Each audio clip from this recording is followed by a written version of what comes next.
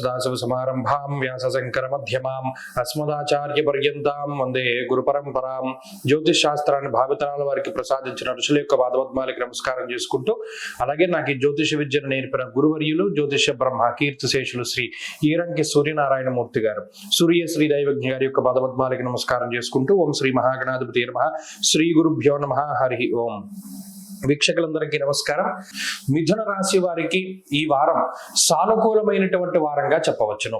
మిగతా గ్రహములు అనగా ఈ గోచారవశాత్తు ఉండేటువంటి గ్రహములలో చెప్పుకోదగ్గ మార్పు లేనప్పటికీ ఈ చంద్రగ్రహణం ఏదైతే ఉన్నదో ఆ చంద్రగ్రహణం తాలూకు శుభ ఫలితాలను పొందేటువంటి రాశుల్లో మిథున రాశి వారు కూడా ఉన్నారు. కాబట్టి ప్రత్యేకించి మానసికమైనటువంటి ప్రశాంతతను పొందడానికి, ఎప్పటి నుండో అనుభవిస్తూ ఉన్నటువంటి మానసిక క్లేశముల నుండి బయట ఉద్యోగపరమైనటువంటి వ్యాపారపరమైనటువంటి ఇబ్బందుల నుండి బయటపడడానికి ఈ వారంలో గ్రహస్థితి పూర్తి స్థాయిలో అవకాశాన్ని కల్పిస్తుంది.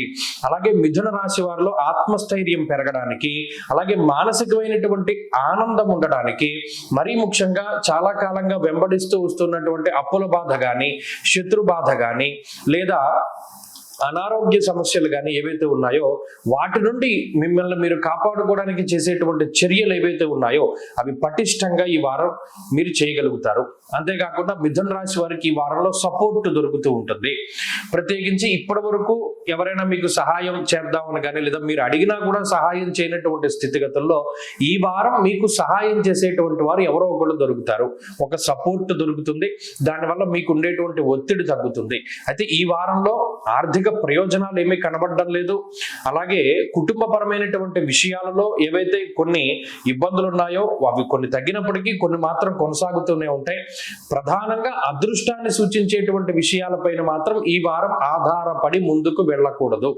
అయితే ఈ గ్రహణము ఏ విధమైనటువంటి వెసులుబాటుని ఇస్తుంది అంటే, ఇందాక మనం చెప్పుకున్నట్టు మానసిక సంఘర్షణల నుండి బయటపడడానికి సహకారం అందిస్తుంది. ఒక సపోర్ట్ దొరుకుతుంది.